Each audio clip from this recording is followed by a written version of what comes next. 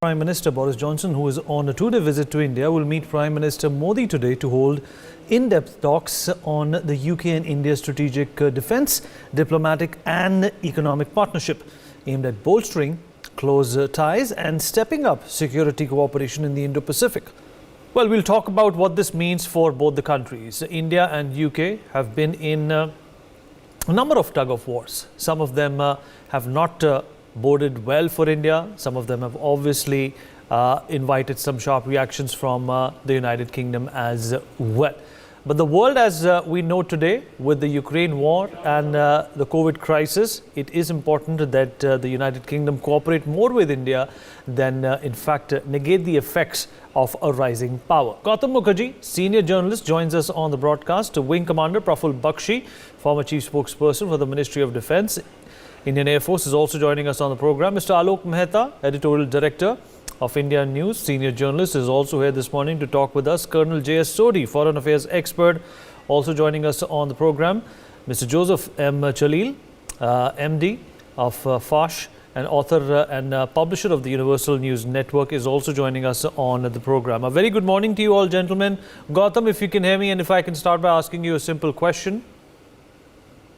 Good morning. Good morning, Gautam. Well, you know, is it right to say that India and the United Kingdom have had this love and hate relationship, but the love this time around is perhaps more to be seen on behalf of Boris Johnson, who, mind you, is also struggling with his own leadership crisis back home? Well, Boris Johnson is a charmer. He is essentially upper-class journalist. He was mayor and now he's prime minister. He has shown tremendous tenacity in terms of hanging on to his job through the Brexit debates and the final pullout. And then now with all this Partygate business. And Boris Johnson have a conversation. Jai Hind, Vineet, it's an honor to be on NewsX once again. Well, let me begin to answer your question by a simple statement that in today's times, UK needs India more than India needs UK. And I'll buttress my statement with a few statistics.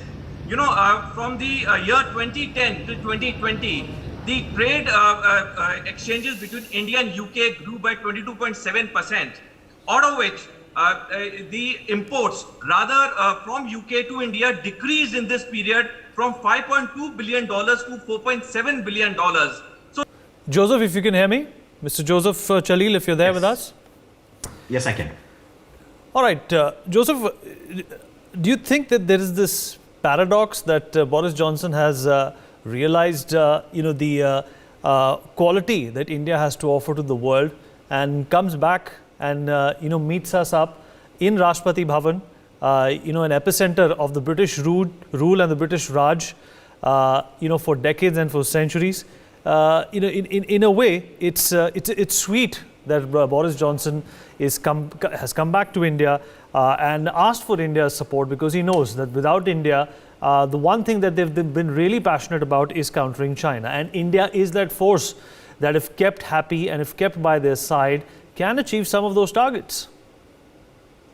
I agree wholeheartedly. Again, India as an equal partner with the USA and UK. It's so interesting to see, 75 years later, a British Prime Minister arriving in a British-made Range Rover SUV, but currently owned and manufactured by a Tata Group in UK. How equal we are. In fact, and the same thing here when our External Affairs Minister Jaishankar comes here, when Prime Minister Modi speaks to even US President Biden, it's not like they are dictating to India anymore. They are willing to listen to the Indian stand. India is being respected as an equal by the British, by the Americans, by the Europeans. And they need India more, as many of the panelists mentioned earlier. And America needs India more because, the vibrant human resource capital India has, the young talent India has, whether it is in UK or in USA, many of the most important, Fortune 100 companies are run by Indians. Either we have an Indian in their C-suite, or they are managed by an Indian. Same in British. Many of the wealth managed in British, whether it's a Jaguar, the Range Rover, the Tetleys, or other businesses in UK. Are controlled by Indian origin population, and think that the one I would stop by saying one of the comment I recently heard from a multinational CEO of a foreign dignitary come in and said, India is where China was 10 years ago, and they believe they're very bullish on India, and they believe without India supporting the West and US, there is no future to compete with China, to counter with China. So I don't think they will be pushing too much on the Ukraine or the Russia situation, because they very well understand the India's national security requirements in importation and defense collaboration. So they will be very measured. And we have, as I said, a very strong external affairs minister who is very calculated. He's a professional, not a politician, know what to say, when to say, how to say it. And I think that has, as a Indian living in America, make us all proud that, at this time, it's not just the country is being respected, our prime minister, we get the respect. He's a very charismatic person, popular worldwide, same as Boris Johnson. I believe together, we should make the world a better place. Okay. And Joseph, Boris Johnson also visited Kyiv. He visited Ukraine. He, took that walk with President Zelensky to show his support, against Russia and for Ukraine. There was also a communication not some time ago by Boris Johnson to the world. It was more of a euphemism that democracy at this point in time need to watch out and, act against autocratic regimes such as Russia. Do you think when it comes to foreign policy, the UK Prime Minister has Ukraine at the top of his mind, and he is going to talk about it with the Prime Minister of India as well? Because, if it was Washington, if it was Joe Biden, he would have done it. I am sure Prime Minister Johnson would speak about the Russia and Ukraine situation. Again, they would pressure India to condemn some activities, even though it's going to be balanced. Again, we may not see it outside of what is discussed inside.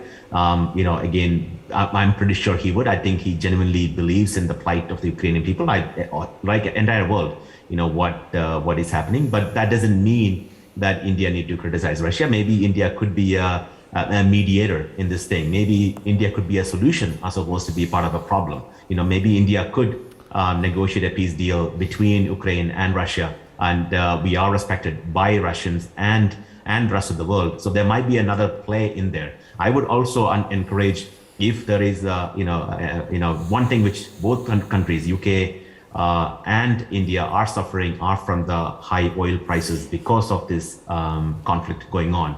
And this is a time we should pressure the OPEC nations to increase the output of petroleum products worldwide, and thereby save the world from into hyperinflation, financial disaster.